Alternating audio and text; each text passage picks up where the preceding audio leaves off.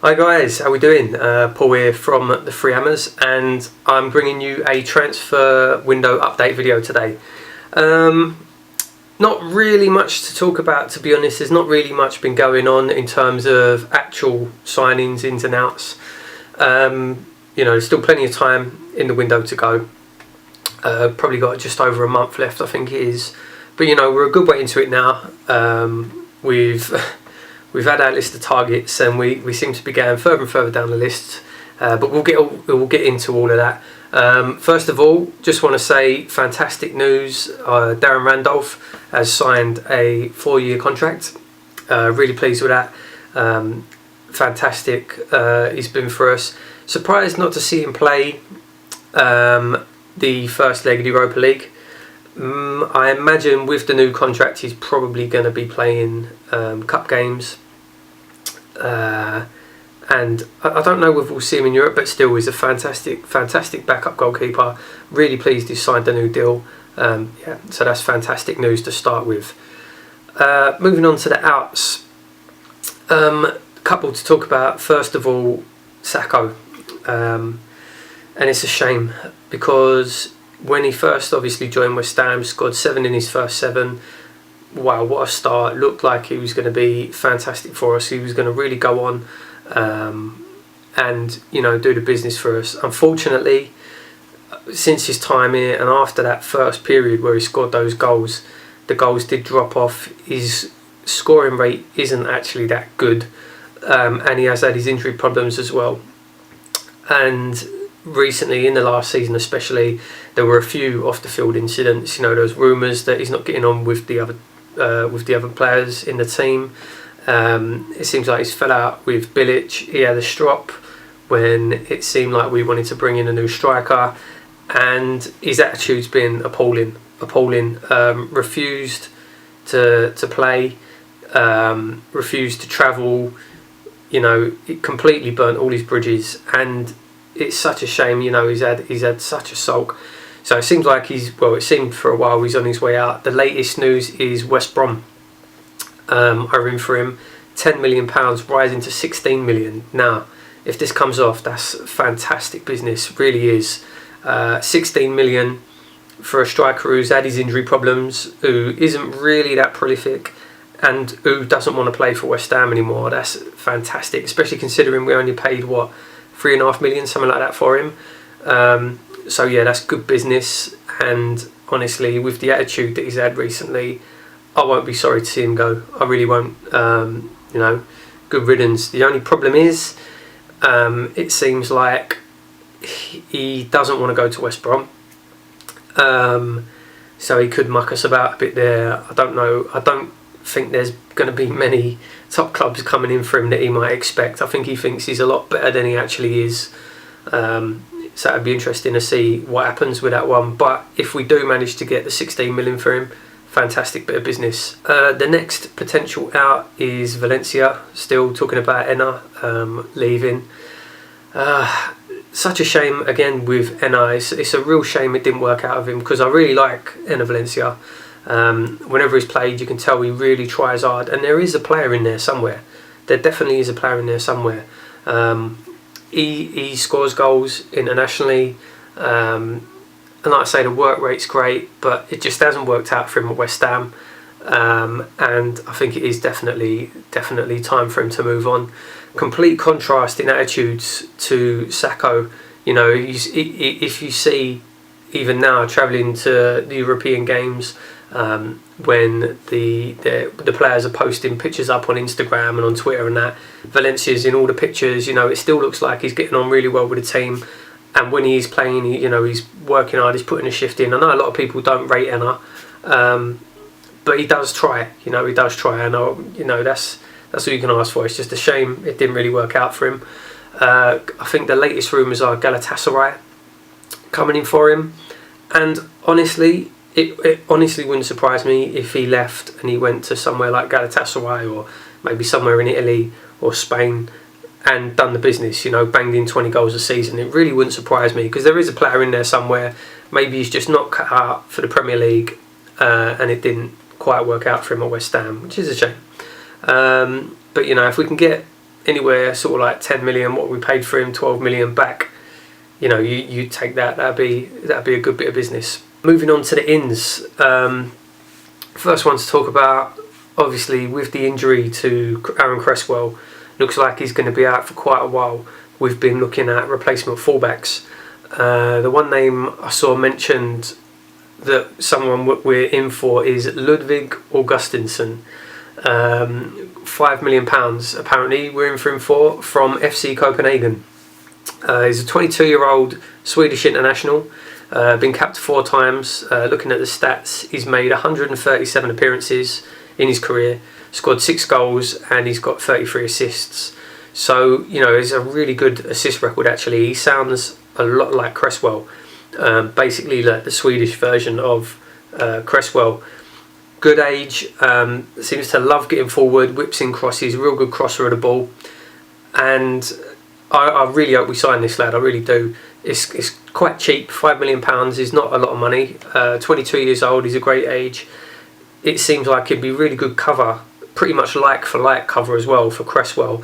And then when Cresswell does come back, it'll be good competition for him, because that's something we've been lacking for a long time, for a couple of seasons really. If Hendry ain't quite ready, if he ever will be, I don't know, but if he's not quite ready, then it's good competition for Cresswell when he does come back. So yeah, Augustinsson, that's the first name we've been linked with. Be really pleased if that comes in. The second fullback that, well, I want to say we've been linked with, has been mentioned, his name's been mentioned, is Matteo De Cilio, and I mentioned him on the podcast last week as a player that I'd love us to bring in. Absolutely fantastic player.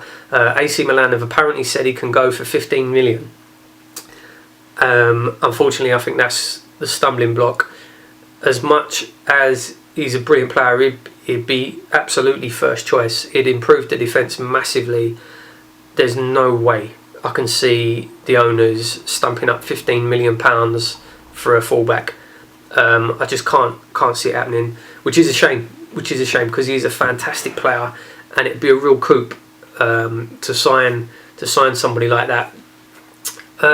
He's mainly used as a right back, but he can play either side, so it'd be fantastic cover. He would solve that right back problem straight away, you know, without worrying about Antonio playing there anymore.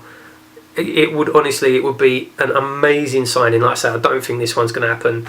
£15 million for a fullback, just not something I can see the owners doing, but you never know. On to the strikers now. This is where we seem to be having the most problem. All window we've been bidding for strikers, and they've either been leaving to go somewhere else, or they're not interested.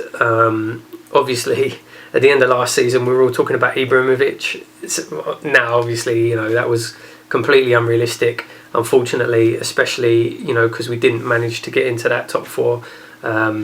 He's gone to Man United. What a signing that is. Lacazette still hasn't gone anywhere, but seems like he isn't really interested in coming to West Ham. Could see him maybe end up at Arsenal. Batshuayi obviously decided he wanted to go to Chelsea, and our targets just slipping down. Ben Yedder was mentioned the last week or so. He's gone to Sevilla. So yeah, we're kind of running out of options. It'll be interesting to see what we do. Players we have been linked with, we've been linked with very strongly recently. Ayew from Swansea for about £20 million, which sounds a lot of money. I don't think he'd be the marquee striker, so it's a lot of money for someone who wouldn't be that big name, but to me he would be a replacement for Valencia. Plays mainly on the wing, but he can play up front. Played up front quite a bit for Swansea last season. Can play either side as well. He can play right across the front three, and I'd actually be really excited to see him play for West Ham. I really do hope that's a transfer that comes off. It'd be a huge upgrade on Valencia. Scores goals in this market. 20 million seems like a decent price. It's a funny one because obviously we went for him last summer when he was a free transfer, but there were talks that he wanted crazy wages and a huge signing on fee. But now it seems like we're going back in for him anyway. So maybe we missed a trick there. I'm not sure. But yeah, that'd be a great signing if it comes in. Good replacement for Valencia. Like I say, I don't think he'd be the main marquee striker. I still think we'd want to be bringing another one in. But I think he would definitely improve the side. And if he can come in, bang in 10 goals a season from the wing or even playing up front, yeah, that'd be a good bit of business. 20 million in the market this year is not a lot. Players are going for crazy money. So yeah, that's another one that I would get over the line.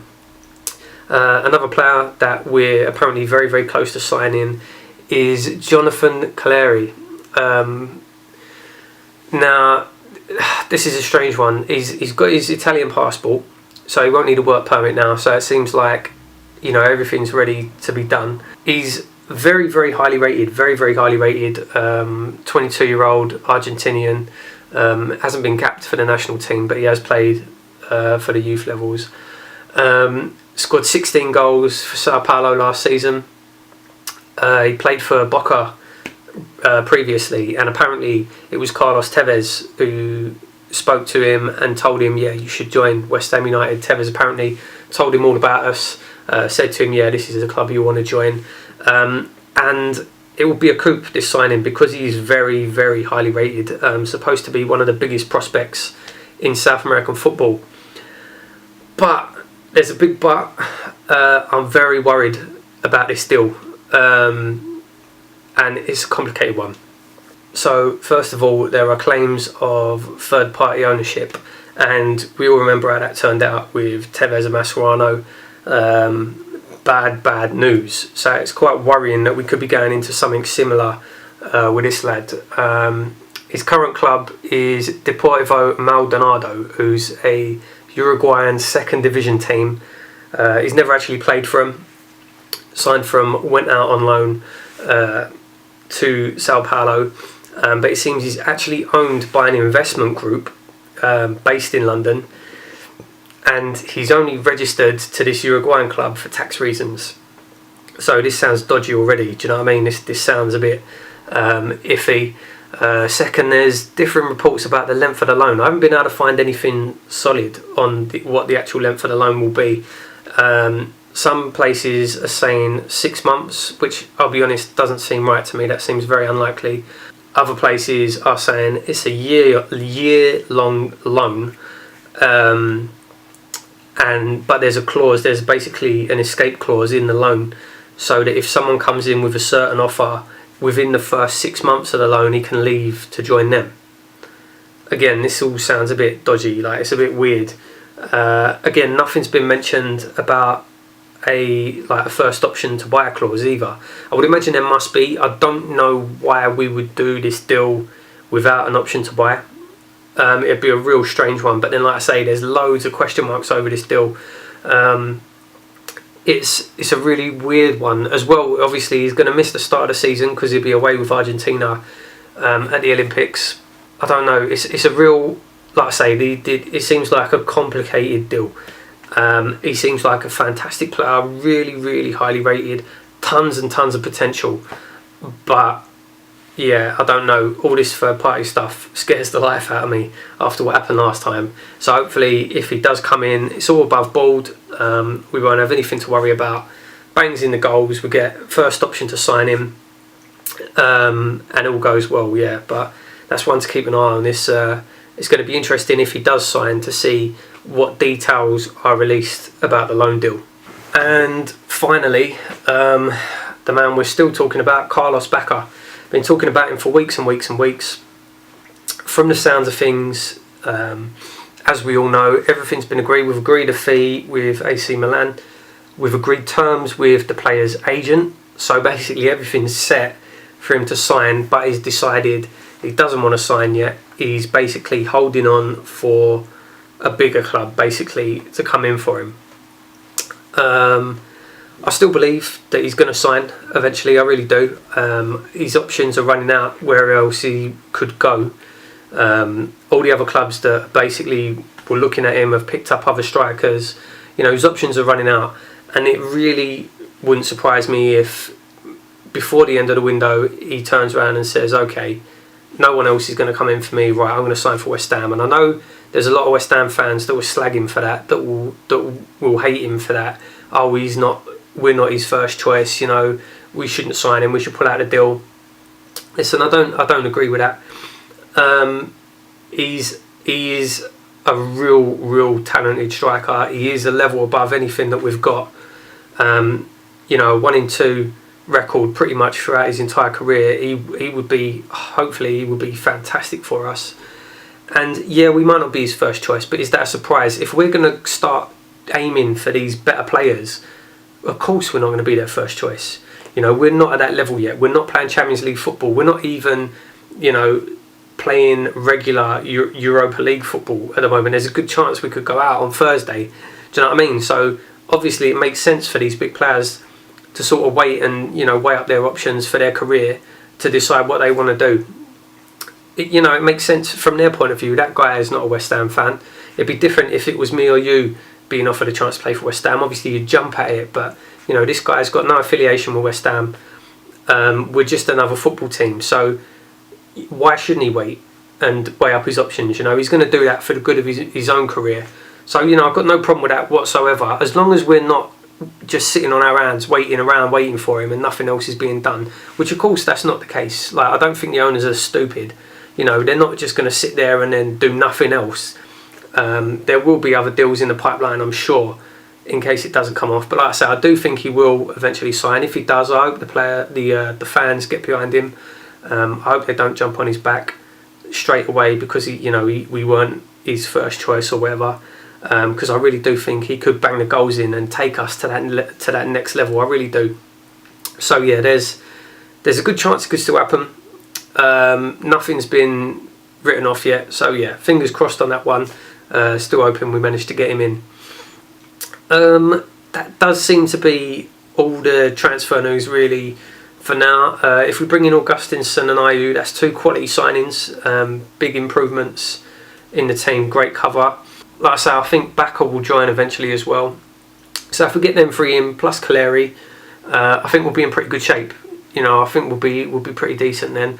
Probably still need to sign a right back, depending on what happens with Antonio and what the plans are this season. I don't know. We'll have to wait and see. Maybe we'll find out on Thursday whether Antonio's going to persist there. Don't forget, we have obviously got Byram, who is a right back, but we'll still be short of cover there. So I wouldn't mind seeing another right back brought in. But you know, if we get those names, I think we'll be looking pretty good. We'll be pretty much set for the season. So yeah, let's hope all them names come in. We get all them deals across the line. Hopefully the Calleri deal is legit and there's nothing dodgy about it. So yeah, that's pretty much it for the transfer news. That's it for this video. We'll be back with the podcast on Wednesday, so make sure you check that one out. Also, make sure you get yourself on the social media, Facebook and Twitter. Check us out, of course, and West Ham Banter page and West Ham Collective. Really good sites, really good content going on over there. Links will be in the description below. Yeah, so that's it. Keep believing and we'll see you soon. Cheers.